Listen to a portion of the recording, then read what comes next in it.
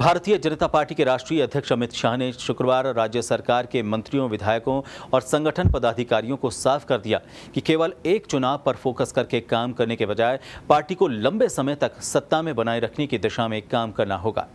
25 साल का विजन बनाकर संगठन को मजबूत करने के लिए काम करना होगा।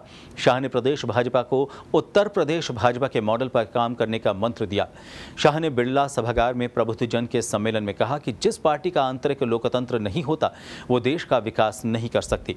भाजपा पहली पार्टी है जिसके 3 साल के कार्यकाल में किसी भी विपक्षी ने भ्रष्टाचार का आरोप नहीं लगाया।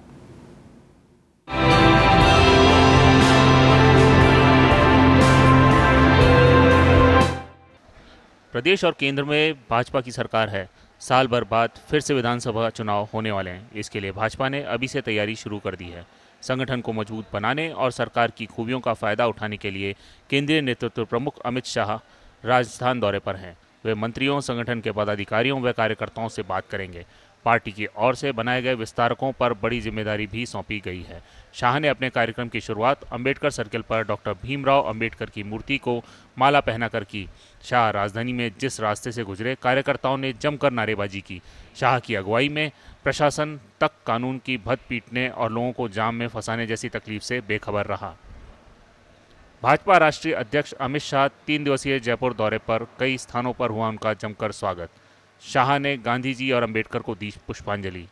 स्वागत के दौरान जाम में फंसे राहगीर, काफिले के साथ कार्यकर्ताओं ने यातायात नियमों की धज्जियां उड़ाई।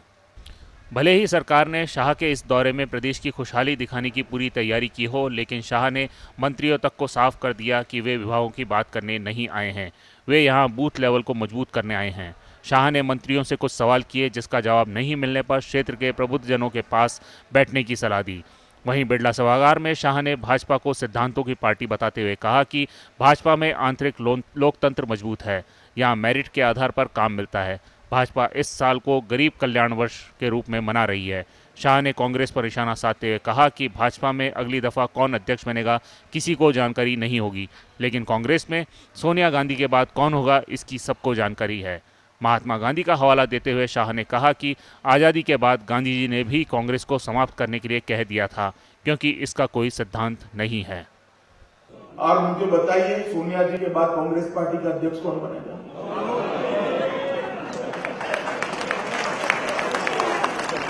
अरे भैया, चुनाव भी नहीं है, वो आपने अध्यक्ष बना दिया, क्योंकि वहां पर चुनाव की जरूरत ही नहीं है। एक घराने में जन्म लेता है वो अध्यक्ष बन जाता है। ये अंतर है। मैं बहुत सारी पार्टियों के साथ कंपैरिजन कर आपको बता सकता हूं, मगर समय कम है।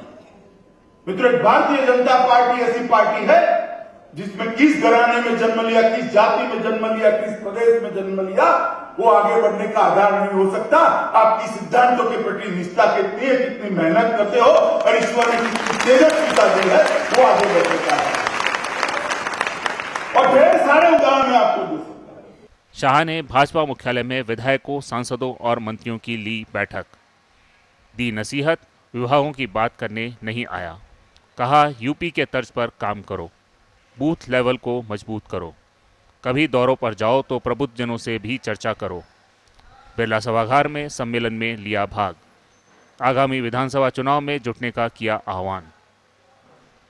अमित शाह ने पहले दिन पार्टी नेताओं और कार्यकर्ताओं को अपनी मंशा बता दी कि हमें 2018 में राजस्थान और 2019 में मोदी सरकार फिर से बनानी है।